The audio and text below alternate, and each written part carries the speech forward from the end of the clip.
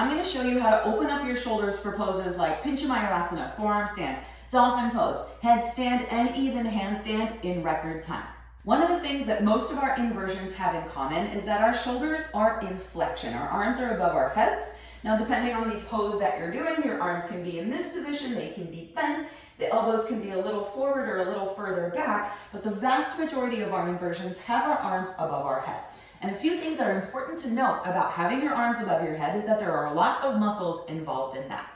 And one of the biggest muscles in the body, called the latissimus dorsi, that sits from your lower back and attaches to the base of your arm, is responsible for pulling your arm down. And if your lats are tight, anytime you take your arms up, they will fight your arms moving up. They will actively pull your arms down. So if you take your arms above your head for a position like dolphin pose, for example, and you feel a lot of tension in your shoulders or in your armpit area, that could be an indication that your lats are tight and preventing you from taking your arms overhead.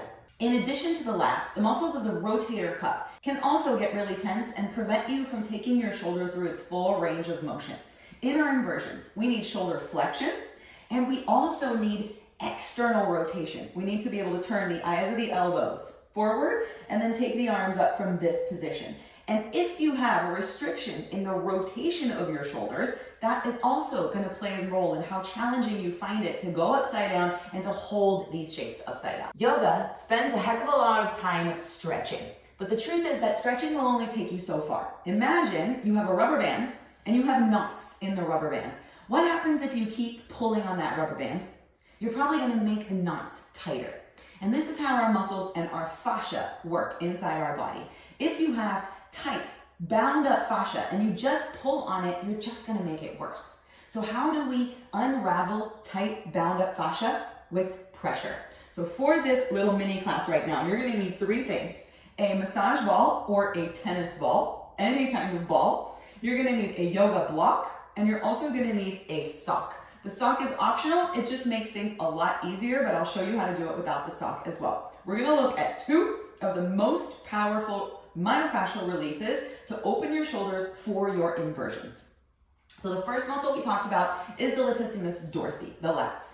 And the spot that we get to the lats from is going to be underneath the armpit. So the first thing you're going to do is take your block and you're going to set it up on a medium level like this. Okay? This being the low level, this being the highest level. So we want to go medium level. You'll sit on one hip and bring your upper body over to the other side of the block. You'll put your elbow down on the floor. Then we need to measure, where is our lat? So if you take your arm up over your body and reach underneath your armpit, you should be able to feel the thick muscle just hanging out underneath your armpit.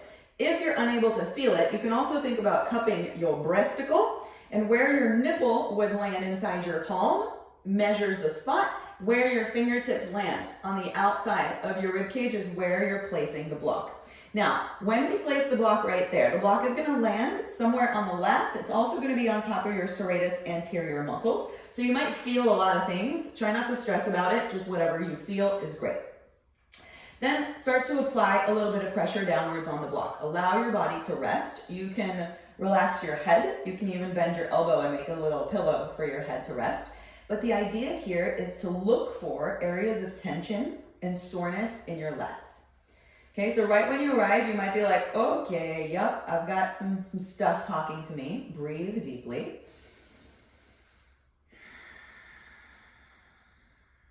And you want to find a spot where you have sensation, but you're still able to breathe. And then you apply pressure and you hold. And with myofascial release, we can hold anywhere from 30 seconds to 5 minutes. But you will know when your body starts to release underneath the pressure of the block or whatever tool you're using. And it's also common to feel things in other parts of your body. So you might put the block right here underneath your armpit, but you might feel tingling in your fingertips, or you might feel something down in your hip.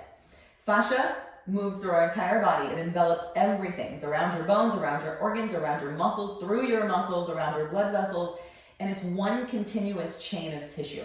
So it's totally normal to push down on one part of the tissue and feel a pulling sensation somewhere else.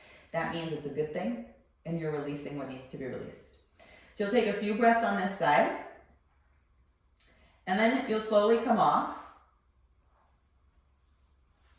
And when you do, put your block over to the side, and let's do a little testing pose. It's really nice with these MFR releases to test what you've just done.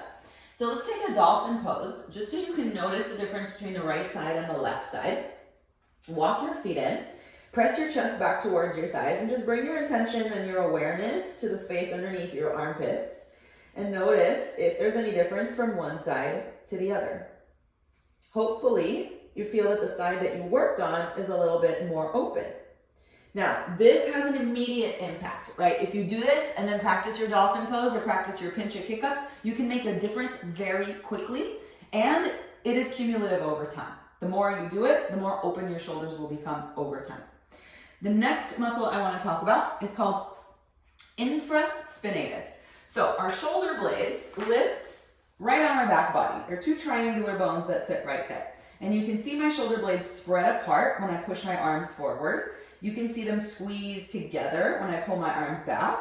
When I take my arms up and I protract and I elevate my shoulder blades, you can see them spread wide apart and slide up, right? So we want to give them the ability to move on our back. And one of the muscles of external rotation lives just underneath the spine of your shoulder blade. So you've got your shoulder blade, it has a bone right across the top, and just underneath that bone is infraspinatus. Infra means under, spinatus is the spine. So just under the spine of the scapula. And this muscle externally rotates at the shoulder. So if you have your arm out like this, it will pull your fist up towards the ceiling. That little muscle contracting on the back of your shoulder blade creates this action. And for our Pincha, our handstand, our headstand, we need our arms in that external rotation with the arms above our head. So if your infraspinatus is tight and bound up, it means it's not contracting to its full capacity. Something that is full of knots, full of trigger points, full of bound up tissue cannot stretch and contract fully. It's caught up with all kinds of adhesions and things that prevent it from moving properly. So we want to unlock a little bit of that. So you'll take your ball and stick it inside a sock. This will also work if you don't have a long sock. You can use a flimsy backpack, a t-shirt, literally anything that will hold a ball inside it. Then you're going to swing that ball up over your back, yeah? And we want it to not go super far down. We're not going down to the middle back. We're working just on the back of that shoulder blade, okay? So we identified the shoulder blade. We identified the spine of the scapula. Just below the spine, right about there, is where my infraspinatus is going to be. You can do this laying down, but a really nice way to find it is against a wall because it allows you to move around a little bit and find your sweet spot. So you're going to place the ball just on the back of the shoulder blade. Now listen carefully. You're going to want to take the ball closer to your spine.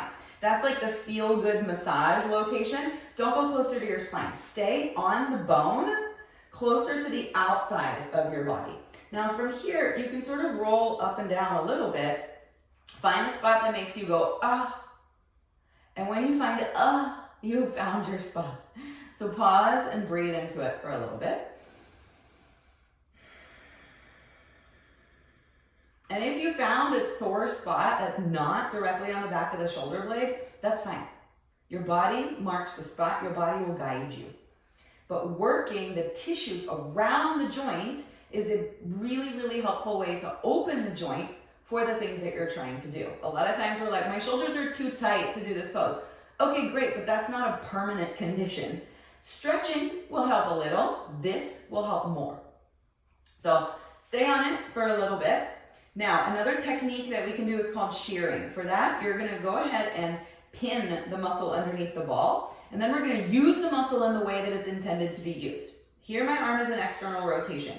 Now I'm going to internally rotate it. You might feel a few things here when you do that. And then I'm gonna externally rotate it again. And internally rotate it.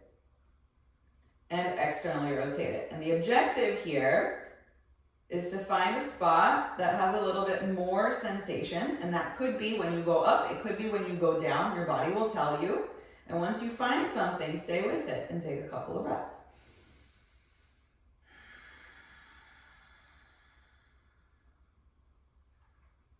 Beautiful. So myofascial release is not very sexy to watch. There's not a lot that goes on, but it's a very deep introspective practice that can help really create more mobility in your body, that can help your joints feel better, that can help you move better without doing a whole lot of movement. Good. Once you've felt that and you feel like you've made a change on this side, go ahead and release your arm and bring it back down. Good. You take the ball off to the side and then give yourself a little shoulder circle in one direction and then the other. And let's do that same tester pose as we did earlier. Come back into your dolphin pose and just check it out. Do you notice any difference from one side to the other? Now, if you had done some kick-ups and you found them challenging before you did these releases, try your kick-ups again. And if you found that that was super helpful for your dolphin pose and for your kick-ups, that's information. If you put this in for a couple of minutes before your practice, you're gonna get a lot further because you won't be fighting your body. Inside my arm balance course, Yogi Flight School, I include myofascial releases for every single arm balance and inversion you might wanna try. A lot of times we think, my body can't do this, I'm too tight, I don't have access to this shape, but you do. If you spend a few minutes strategically opening up the right muscles for the pose in the right way, anything becomes accessible much faster than you think. If you want to check out the program, click on the link below this video, and I'll see you next time.